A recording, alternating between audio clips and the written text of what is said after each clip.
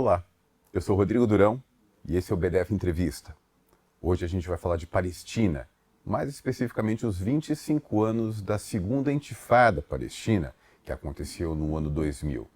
Eu estou aqui com o Walid Rabah, presidente da Federação Árabe Palestina do Brasil. Prazer estar com você, Walid. Prazer, Rodrigo. Embora você seja durão, espero que essa entrevista seja mais maneira. Vamos tentar fazer bem flexível. Uhum. Walid, segunda intifada, aconteceu no ano 2000. Foi um período em que ela começou, esse levante palestino, a intifada pode ser traduzida como levante, uma indignação coletiva que pega em armas.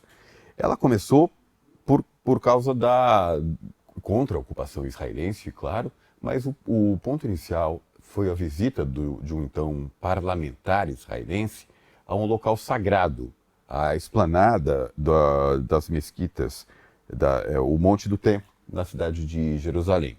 Esse parlamentar, Ariel Sharon, viria a se tornar no ano seguinte primeiro-ministro do país Israel e iria se ocupar esse cargo até mais o final da intifada. A intifada acabou em fevereiro de 2005. Ariel Sharon governou Israel até 2006, durante quase todo esse período. Eu queria que você começasse falando o que você se lembra desse período da intifada. O começo, no ano 2000, essa visita que foi considerada uma grande provocação por parte do Sharon e tudo o que aconteceu na sequência.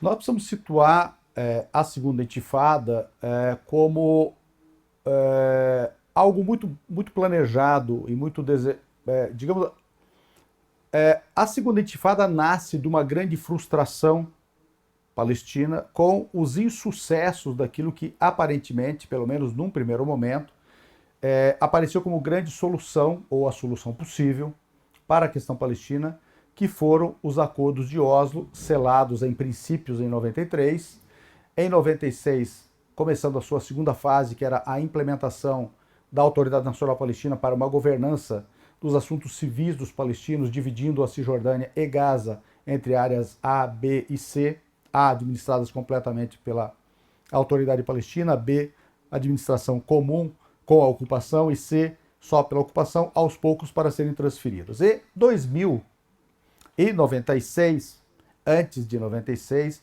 é assassinado em novembro de 95, Ariel Sharon, Isaac Rabin, que assinou por Israel. O então primeiro-ministro de Então, Israel. primeiro-ministro naquele momento em 93, que assina por Israel os acordos de Oslo em 93. Naquele momento, quem se opunha a qualquer solução negociada com os palestinos? Ariel Sharon, Benjamin Netanyahu e algumas outras figuras. Que eram todos oposicionistas. Sim, claro. Ao Isaac Rabin, né? Que eram mais à direita, extrema-direita, Isaac Rabin meio centro-esquerda ali. Né? E que se opunham a qualquer solução negociada com o povo palestino, pelo menos naquele momento, já que na história do sionismo nunca houve diferença entre esquerda e direita, grosso modo, de 1922-23, quando começa o mandato britânico, até 77, somente a esquerda sionista capitaneou todos os crimes contra o povo palestino, inclusive a Nakba. Desfeito isso, voltando à segunda intifada, é curioso que em 95, ao final, é assassinado Yitzhak Rabin quando vai começar, de fato, Oslo a ser implementado. Assassinado por um membro mais radical. Por um colono extremista judeu, que é das alas que apoiam a visão do Netanyahu naquele momento, que não era exatamente uma figura relevante ainda, e também, claro, Sharon, que é uma figura relevante. Para aquele momento histórico era relevante. Curiosamente, portanto, em 96 vai começar Oslo II, é assassinado Yitzhak Rabin, e quem chega ao poder pela primeira vez em 96? Netanyahu. Arafat um dia disse que nunca viu ninguém se esforçar tanto para que nada acontecesse. Exatamente. Em 2000, vai começar a ser implementado Oslo III. Resolver a totalidade do chamado status final, quer dizer, Jerusalém, refugiados, fronteiras, alguns recursos a serem definidos, aquíferos, etc., espaço aéreo, alfândega, imigração, portos e aeroportos, tudo isso seria definido nesse momento do status final. Mesmo com a morte do Yitzhak Rabin. Claro, porque o acordo prossegue.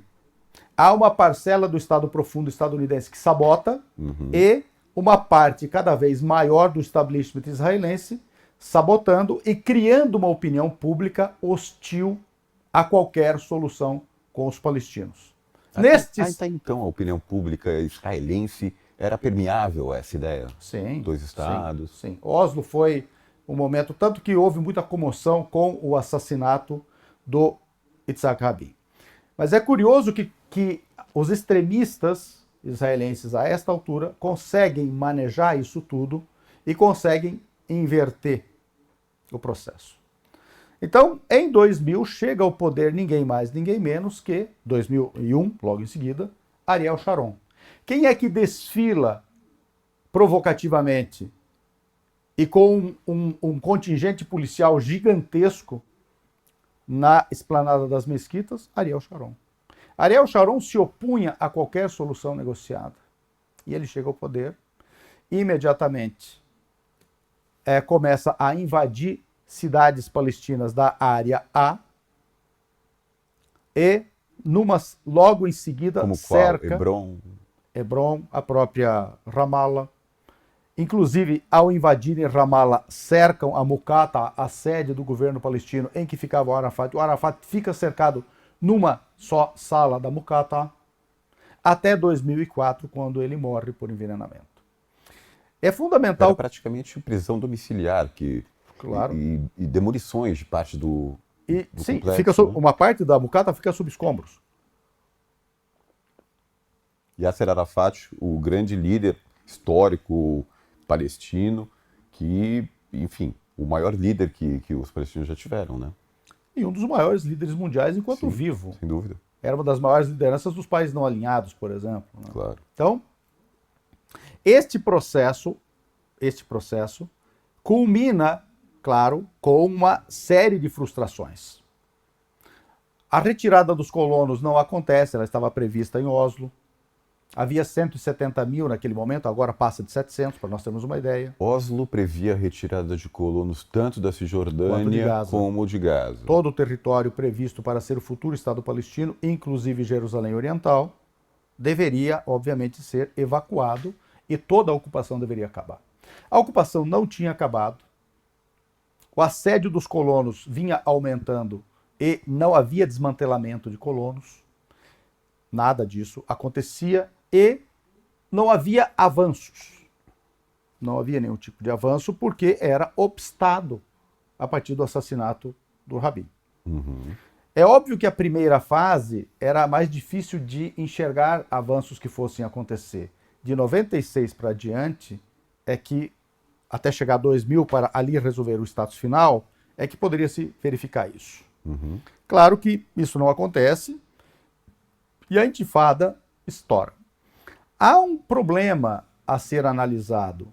A primeira intifada obteve apoio mundial da opinião pública. Que foi em 1987. De 87, final de 87, dezembro de 87, até mais ou menos 91 ela começa a enfraquecer, 93 tem Oslo, dizem que o termo final dela é 93. Evidentemente que não é bem cartesiano assim, mas digamos que sim.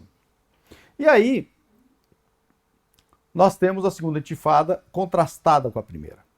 A segunda intifada foi claramente uma desobediência civil em que os palestinos civis reagem com pedras contra um exército colonial armado pelos Estados Unidos até os dentes e por outras potências ocidentais. Israel perde na opinião pública, inclusive na opinião pública ocidental, com a primeira intifada. A segunda intifada, há quem diga, e aí, claro, cabe em estudos, que ela se militariza no seu segundo momento. E ao se militarizar, teria dado argumentos para Israel, públicos, midiáticos, e que ela teria tido mais sucesso se ela tivesse sido reproduzido a primeira intifada. Em história não existe se. Nós temos o que aconteceu. Assim, a primeira intifada, assim, o que aconteceu foi que acabou gerando os acordos que chegaram mais próximos de uma resolução do conflito, né, nos anos 90, após a primeira intifada. Possivelmente sim e possivelmente não necessariamente.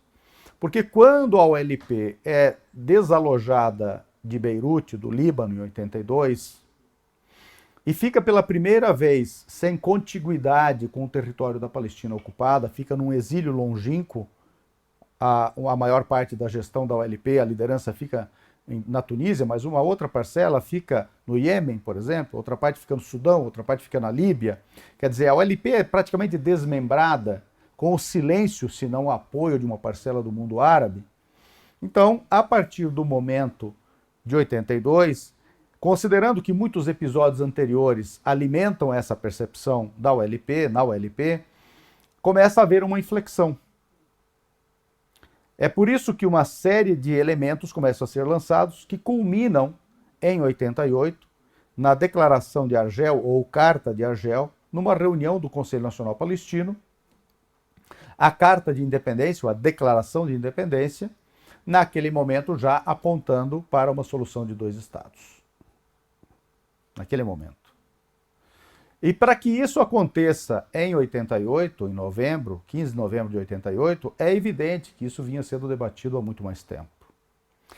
É curioso, claro, que neste momento já temos 11 meses de primeira intifada. O que consistia, para quem não está familiarizado com os termos, o que era na prática a intifada? A intifada foi uma rebelião popular que eclode em dezembro de 87 na faixa de Gaza, quando há um atropelamento por israelenses, o veículo militar israelense, de trabalhadores palestinos que estão num ponto de ônibus, numa parada de transporte coletivo, coisa parecida. É evidente que isso é um estopim. Havia todo um descontentamento com tudo que estava acontecendo. E isso se alastra muito rapidamente para a Cisjordânia. Ou seja, não fica isolado em Gaza. Começa em Gaza, mas vai para a Cisjordânia rapidamente. E são constituídos vários comitês populares nessa primeira intifada, e passa a haver uma conexão com o exílio, especialmente com uma figura muito importante da história do Movimento Nacional Palestino, muito importante na história da OLP, um sujeito que passa a ser conhecido, e é assassinado em 88, que passa a ser conhecido como Abu Jihad, e que na verdade é Khalil al-Wazir, que é um dos fundadores do Al-Fatah com o Yasser Arafat em 59, e que vive com Yasser Arafat a grande batalha de Al-Karama, de 21 de março de 68, quando os palestinos, especialmente as forças comandadas pelo Yasser Arafat, já que outras não participaram, acharam que era perigoso, coordenadas com uma parcela do exército egípcio estacionado na fronteira com Israel, derrotam a incursão israelense. Derrotam porque os israelenses não esperavam que comandantes jordanianos estacionados ali, sem coordenar-se com o governo central jordaniano, acordam com os palestinos de atacar os israelenses na retaguarda. As forças guerrilheiras palestinas não tinham armamento para tanto, os jordanianos tinham. Então, com profundidade até 40, 50 quilômetros, acontece esse ataque. Então, esta coordenação derrota Israel, que sai sem conquistar nenhum dos seus objetivos. Na época de 68, 68, Israel já ocupava o Sinai. Já ocupava a Cisjordânia, já ocupava o Sinai e já ocupava as colinas de Golã sírias. Resultado da guerra de agressão de 67. Né? Então, Khalil al-Wazir, que já vem a ser Abu Jihad, coordena do exterior as iniciativas e a coordenação da Tunísia para a intifada. Então, a primeira intifada teve esta característica fundamental, que a distingue da segunda intifada.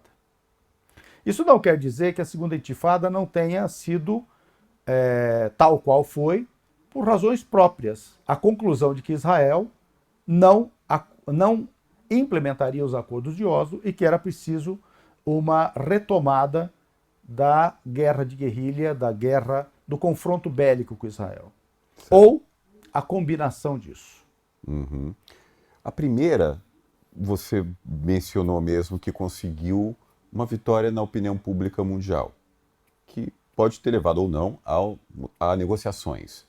A segunda intifada, ela teve um azar muito grande por coincidir com 11 de setembro de 2001, com os ataques às Torres Gêmeas, Osama Bin Laden, que acabou mudando a percepção mundial sobre os árabes, sobre o extremismo, muito preconceito, enfim, um pânico em relação a muitos elementos que nos anos 90 não se tinha esse pânico.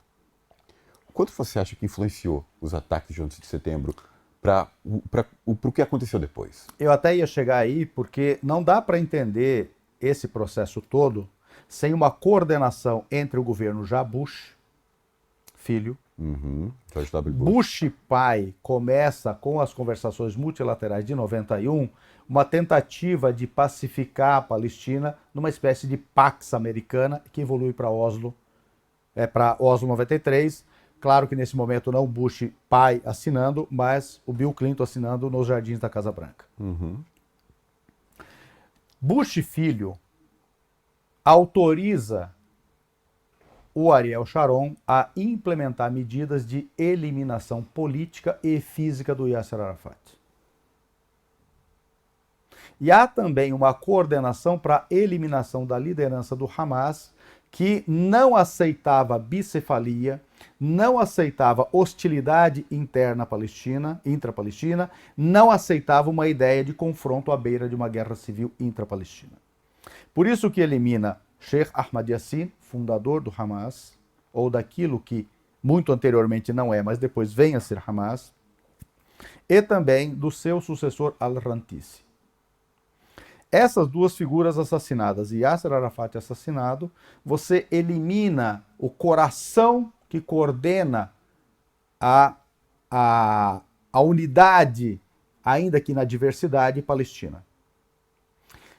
Somente com estas eliminações é que é possível Israel realizar mais facilmente o que quer realizar e mais facilmente faz evoluir para a bicefalia que separa Gaza da Cisjordânia, que separa os palestinos, que elimina a coordenação de energias, inclusive diplomáticas e políticas, de iniciativas globais para impedir ou confrontar os esforços israelenses de impedir uma solução para a questão palestina. E é evidente que isso também cria uma divisão dos palestinos nos campos de refugiados. É evidentemente que isso é buscado também refletir-se nas diásporas palestinas. Ou seja, planta-se a confusão no seio palestino. E isso tudo foi autorizado por Bush filho.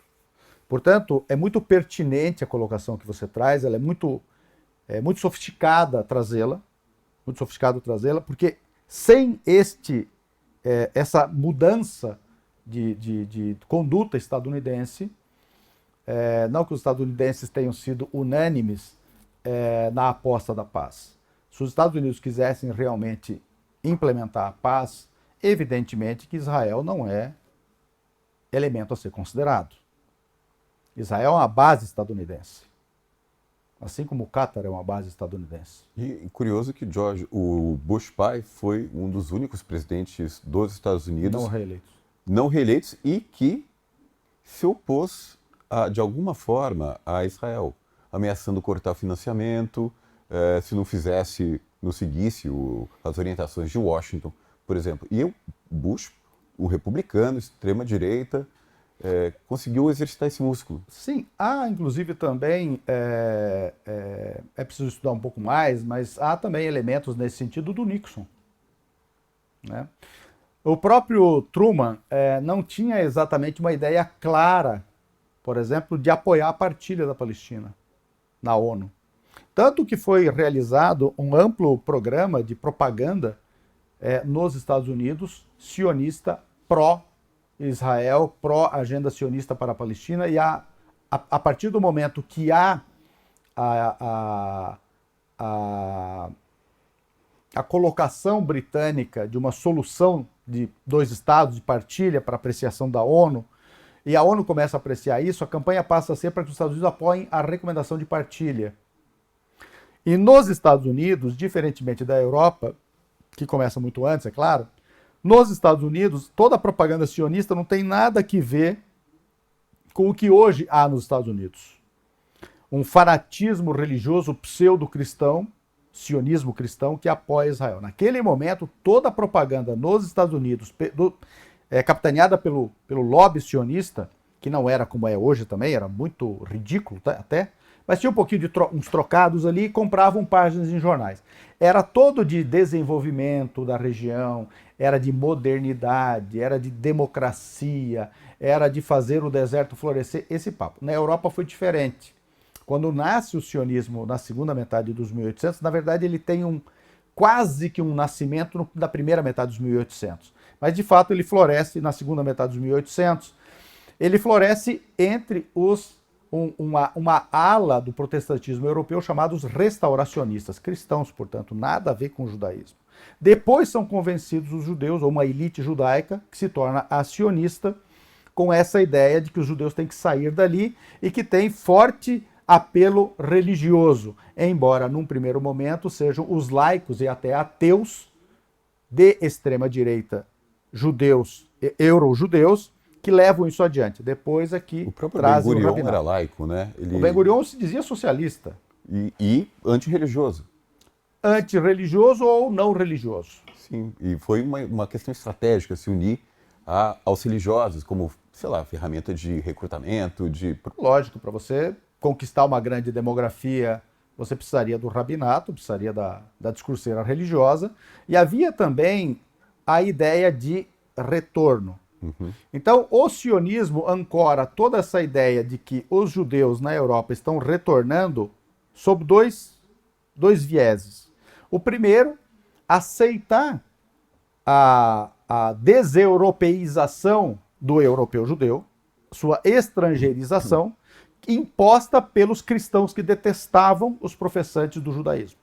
Então eles não têm direito a esse novo Estado europeu que tem direitos nacionais e direitos civis. Não. Então ele é um estrangeiro aqui. Então ele tem que ir. Por que ele é estrangeiro? Porque ele veio de fora. Ele veio da Palestina e daquela região. Por isso ele é semita. Mesmo ele tendo nascido sempre na Europa. São judeus europeus convertidos ao judaísmo, não há nenhum problema nisso. Então esse é o primeiro detalhe. O segundo detalhe é que o sionismo, quando abraça isso, ele também está dizendo que ele é de lá e que ele sai de lá por causa da perseguição romana, etc., aos judeus daquele momento. E daí, portanto, essa ideia, aspas, semita, é também espinha dorsal do sionismo porque ela ancora a ideia de retorno. Se você está ancorando isso tudo naquela história daquele momento, é óbvio que você tem que sequestrar a religião judaica, senão não serve. Aquele sujeito que não tem nada a ver com a Palestina, que se converteu ao judaísmo na Europa Central ou na Europa Oriental a partir dos 600, 700 desta era cristã, como é que ele vai retornar? Então é preciso criar essa balbúrdia toda. Então, voltando aos Estados Unidos e Europa, nos Estados Unidos tem toda essa campanha que não tem nada a ver com isso na Europa, que aconteceu na Europa. Ela é modernizante, etc. Hoje nós temos o contrário nos Estados Unidos. Nós já não temos mais esse papo furado pseudo-religioso na Europa, mas temos ele nos Estados Unidos. Isso explica esse pessoal que se veste como se estivesse em Varsóvia, 1930, com as roupas, os ortodoxos, ultra-ortodoxos, com essas vestimentas. Isso porque eles adquiriram isso na Europa. Essa é uma vestimenta europeia. E não há nenhum problema nisso. Bom, por que os Sikhs vestem do jeito que vestem? Então tem uma série de... Né? Uhum. Por que os muçulmanos vestem em algumas regiões de uma maneira, em outras não necessariamente? Quer dizer, esse não é o problema em si. Não, claro que não. É só para entender sim. como Sim. a mentalidade, né? Sim. A gente estava falando de 11 de setembro, você falou da morte do Arafat, 2004. O mundo mudou muito nesse período. E de 2000 até 2004 mudou muito. A Intifada acabou em 2005. Você acha que foi decorrência da morte do Arafat? Foi o radical ali e tal para o final da intifada? A morte do Arafat pode ter significado isso, mas também não apenas. Prenderam as lideranças daquela intifada e a principal delas, inclusive aquela que cria os grupos, o principal grupo armado naquele momento palestino, que é o Marwan el-Barghouthi, que é considerado uma espécie de Mandela palestino, que está preso até hoje, que é da Cisjordânia, inclusive. Ele não é forjado. Qual o principal grupo armado? Era os Mártires de Al-Aqsa, né? Uhum. Ele não é forjado pela ULP no exílio, no exterior. É a primeira liderança com relevo forjada dentro da Palestina ocupada. E nesse caso, na Cisjordânia, na região de Ramallah, numa cidade chamada Khobar, que é da família dele. Por acaso, a cidade de onde é a família do meu pai. A família da minha mãe não, é de outra cidade. Então tem essa coincidência também. E, claro, houve uma decapitação. Arafat morto já é algo muito relevante. E as lideranças que surgem dentro da Palestina, que estão liderando esse processo, também são encarceradas. Algumas até mortas, mas fundamentalmente as mais importantes encarceradas, especialmente Marwan el-Barghouthi. E porque também os Estados Unidos deixam de, pelo menos formalmente, patrocinar uma saída negociada e partem para a alegada guerra ao terror. Nós temos uma realidade no Oriente Médio também alterada. Os Estados Unidos passam a não ter apenas algumas bases. Os Estados Unidos estão com coturnos no Oriente Médio. Os Estados Unidos estão ocupando o Iraque. Com perspectivas ou ameaças de derrubar Bashar al-Assad na Síria. Continuar com a guerra. As ameaças ao Irã que aumentaram. O eixo do mal. Né? A invasão, um pouco antes, né, 2001, mas a invasão do Afeganistão. Sim. Então, os Estados Unidos partem para um processo muito mais destrutivo. Muito mais destrutivo. E isso tudo traz mudanças. Mudanças cujas consequências nós estamos sentindo até hoje. 2006 teve eleições. Eleições legislativas. 2005 teve eleição presidencial para suceder o Arafat. Ganhou Mahmoud Abbas. Isso, porque era o sucessor natural, ou pelo menos interpretado como natural do Arafat. E 2006 temos a eleição legislativa vencida por Hamas e seus aliados. Que foi uma grande surpresa na época, não? Pelo menos... O tamanho da vitória, sim. Talvez a vitória, não necessariamente. Claro que algumas forças políticas que saem derrotadas desse processo fazem análise, erraram na formação das listas, permitiram que os seus partidos formulassem mais de uma lista em cada distrito, etc. Mas história não é feita de si. Sim. A história é... 2006 tem essa vitória e é constituído um gabinete. Um primeiro-ministro e seu ministério. Uhum. O Ocidente, com Israel, alega que aquele governo não era legítimo, que o Hamas não poderia. O que foi uma hipocrisia infinita, Tremenda. Porque permitiram que o Hamas participasse como um ator político, tivesse seu nome na urna, na cédula, mas quando ganhou não valeu. E outra coisa curiosa, isso pouca gente fala, se é que alguém fala, mas não custa nós falarmos aqui. Participar da eleição presidencial e depois participar da eleição legislativa, o Hamas, por exemplo, e outras forças também, todas as forças que participaram, significa dizer que, no mínimo, havia um reconhecimento tácito de Oslo. Sim. Porque se você está elegendo... Se julgava que o Hamas não fazia, era contra negociações políticas, né? Então, há um reconhecimento tácito de Oslo. Formar um governo para o Conselho Legislativo da Autoridade Nacional Palestina é gerir Oslo. É gerir Oslo. Então, o Ocidente prefere hostilizar o Hamas e criar entre os palestinos mais dificuldades do que aceitar esta força palestina que ganhou legitimamente uma eleição.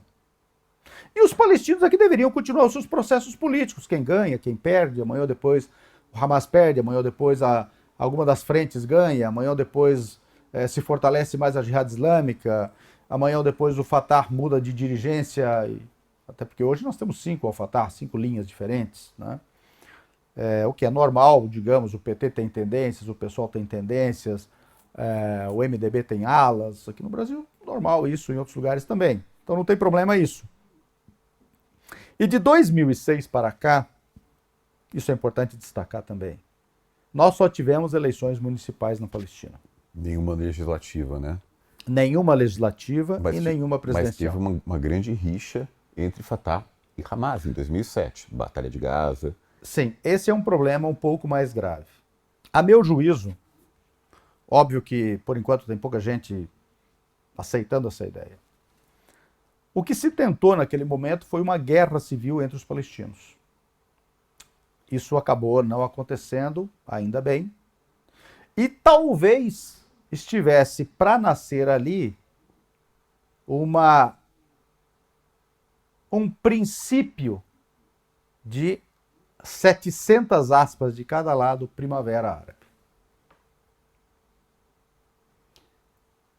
Hoje, Mahmoud Abbas, em depoimento gravado na ONU, falou sobre futuro palestino, falou sobre como seria essa governança no futuro, falou que o Hamas teria que depor as armas, e não participaria do governo.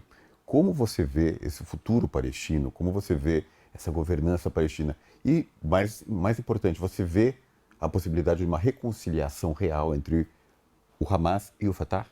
Eu sou muito otimista nisso. Isso é o que foi acordado pelas forças palestinas reunidas no ano passado, meados do ano passado, em Pequim, patrocinado pelos nossos amigos chineses, que é um país que integra o Conselho de Segurança das Nações Unidas, integra o BRICS e hoje é a maior economia do mundo, sem dúvida nenhuma. E esse processo de reconciliação, sim, acordou o seguinte: a OLP assume todo este processo, a Autoridade Nacional Palestina, num governo, num processo de reconciliação nacional e num governo de unidade nacional, com uma administração provisória exclusivamente para a reconstrução de Gaza, que não terá membros de partidos mais notáveis. Isso foi acordado em Oslo, acordado em Pequim. Não tem novidade nisso.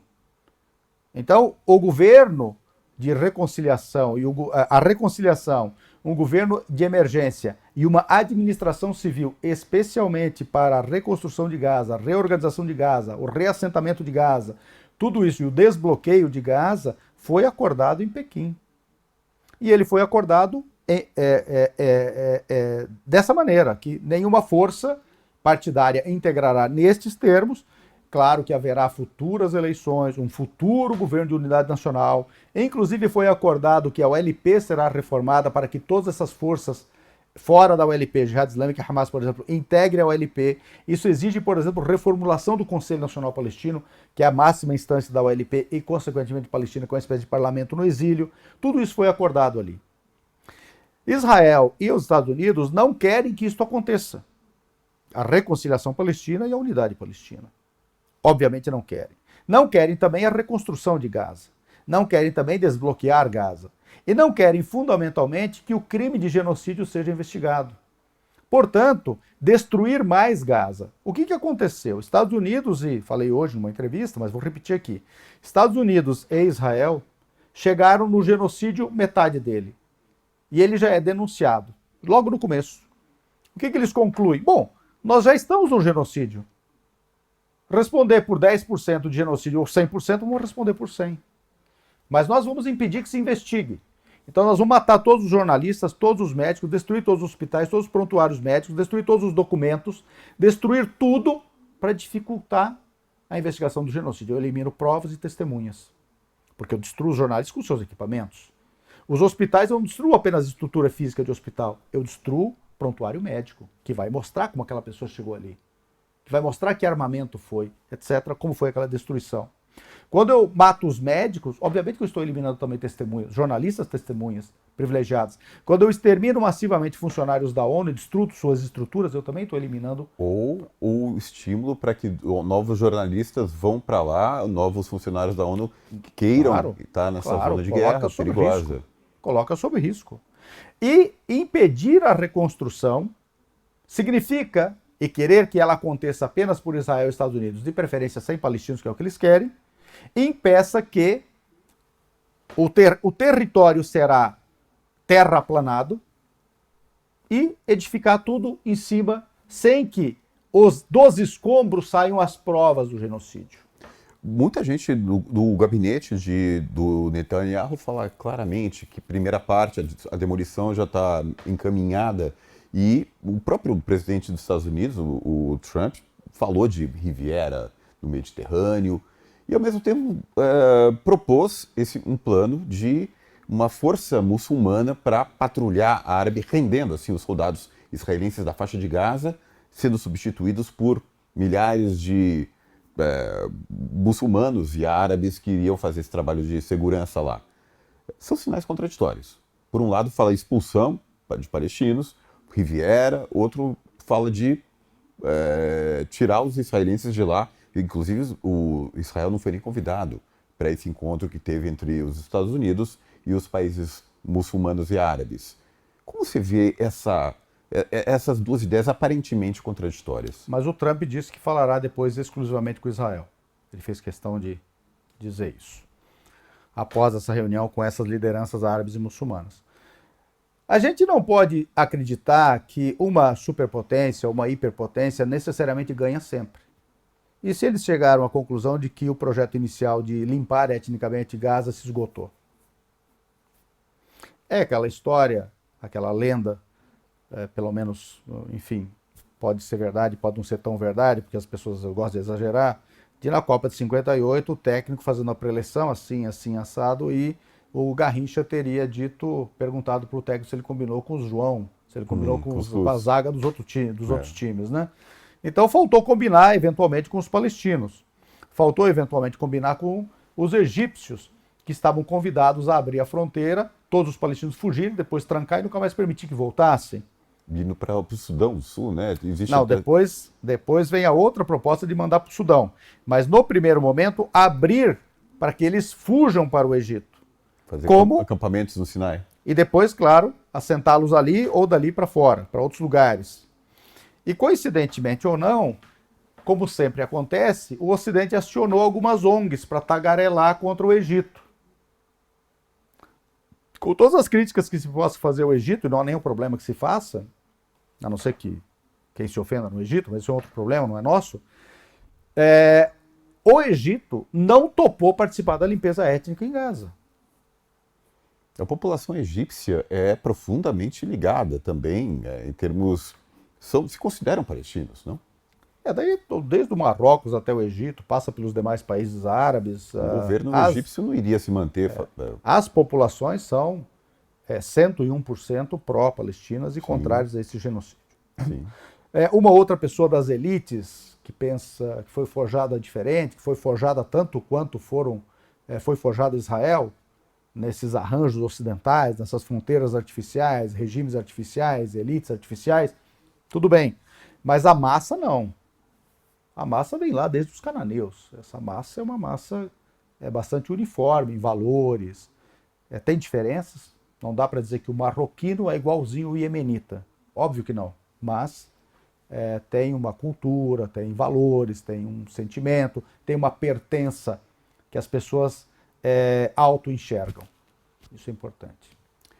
A onda de reconhecimento internacional, principalmente de países ocidentais que nunca reconheceram a Palestina, estou falando de Austrália, Canadá, Reino Unido, a própria França, o Japão, todos eles reconheceram a Palestina essa semana, ou nos últimos dias. Como você vê isso? O quanto que é um motivo para se celebrar? Os Estados Unidos não querem que reconheça a Palestina. Israel não quer que reconheça a Palestina. E, de repente, está todo mundo reconhecendo a Palestina. Inclusive potências ocidentais que integram como membros permanentes o Conselho de Segurança das Nações O Unidas. único que não reconhece do Conselho dos membros permanentes são os Estados Unidos. São os Estados Unidos. E aí, de agora em diante, a totalidade das resoluções pró-palestinas não terão mais apenas a abstenção desses países, mas voto favorável. Esses países poderão celebrar acordos de cooperação com a Palestina. Esses países não poderão, pelo menos em tese, apoiar o genocídio na Palestina ou a eliminação da população palestina, porque eles reconhecem o Estado da Palestina. Veja, é tão importante o reconhecimento que, por exemplo, se o Estado da Palestina não fosse reconhecido e Oslo não tivesse virado uma resolução do Conselho de Segurança das Nações Unidas e os palestinos não fossem depois admitidos como Estado membro, embora não pleno e sim observador, haveria bandeira da Palestina na ONU? Não. Haveria bandeira da Palestina nos estádios e seleção da Palestina jogando com bilhões de pessoas vendo? Nós teríamos uma delegação da Palestina nas Olimpíadas, e vou te dizer uma coisa. Quando teve a Olimpíada no Brasil, no Rio de Janeiro, é muito bonito, né? A Olimpíada, a abertura dela é tão bonita quanto todo o resto, sempre, né? E aí teve duas delegações aplaudidíssimas. A brasileira, evidentemente, e a palestina. No Rio de Janeiro, do Edir Macedo. E a de Israel foi vaiada. Bom, a Palestina hoje estaria no TPI, no Tribunal Penal Internacional? Não. Estaria na Corte Internacional de Justiça? Não. Estaria na Organização Internacional do Trabalho? Não. Estaria na Organização Mundial de Saúde? Não. Estaria na Unesco? Não. Teríamos embaixada nossa aqui no Brasil e eu e meus irmãos pudemos ter todos os nossos documentos feitos em árabe na Embaixada da Palestina quando meu pai faleceu lá para herdarmos? Não. Nós temos que fazer, talvez, em hebraico na Embaixada de Israel. Walid, apesar de todo o pessimismo, do genocídio e às vezes parece que não tem futuro, não dá para ver uma saída, é jogo jogado, né? Com certeza absoluta. Então, existe um desejo, uma vontade, uma necessidade das pessoas que estão sob opressão de que aquilo acabe rápido. Mas não é bem assim que funciona. Então, todo o processo de descolonização, o processo de derrota do apartheid, ele foi um processo demorado, longo, pode ser acusado de etapismo, isso pode até. A China, por exemplo, sai também do século da humilhação, das guerras do ópio, para o momento atual em que está. O Vietnã também teve. O Vietnã, a gente tem um lapso histórico sempre, né, de situar o Vietnã nos anos 70, 60 e 70 na Guerra do Vietnã, mas tem todo o passado colonial francês anterior, que foi tão danoso quanto a Índia agora, daqui a pouco será potencialmente a terceira economia do mundo. Tem países como a África do Sul, que sai do apartheid e agora é um país que está no BRICS, lidera esse mundo multilateral e até outro dia estava sob apartheid. Sim. Então, a luta ela é uma sequência de vitórias, derrotas, acúmulo, e há um momento em que, por exemplo, o apartheid deixou de ser admissível. E nesse momento nós temos a humanidade enxergando a cara feia do sionismo. A cara feia de Israel que nunca tinha aparecido. Essa cara não é nova. Só que as pessoas estão vendo essa cara agora. Por que está vendo essa cara? Porque este é um genocídio televisionado.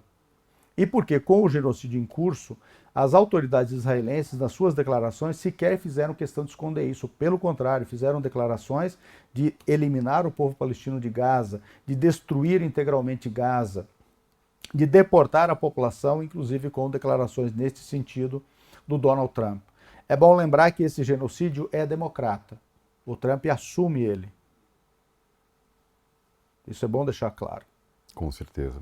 Então, quando completou um ano do genocídio, os democratas tinham dado para Israel 25 bilhões de dólares. Esses 25 bilhões de dólares, naquele momento, fazendo a conversão, dava mais ou menos 150 bilhões de reais. Pela quantidade de mortos palestinos naquele momento do extermínio, um ano, deu o equivalente a 2 milhões e 500 mil reais para cada palestino exterminado naquele momento. Um genocídio nunca custou tão caro. Que coisa horrível. Walid, muito obrigado pela sua participação aqui no BDF Entrevista. Foi um prazer falar com você. Eu que agradeço e nunca canso de ficar feliz de estar aqui com vocês. E o BDF Entrevista de hoje fica por aqui. Lembrando que ele vai ao ar todos os dias, de segunda a sexta-feira, na TVT, às 19 horas, e no YouTube do Brasil de Fato, a partir das 21 horas. A gente volta amanhã. Um abraço.